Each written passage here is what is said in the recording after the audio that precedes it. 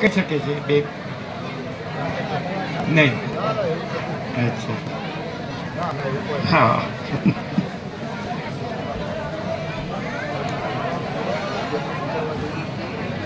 હસમુખભાઈ પ્રભુ સાંસદ સભ્ય છે, એમના ત્યાં પ્રભુએ તત્વબોધ કરેલો છે.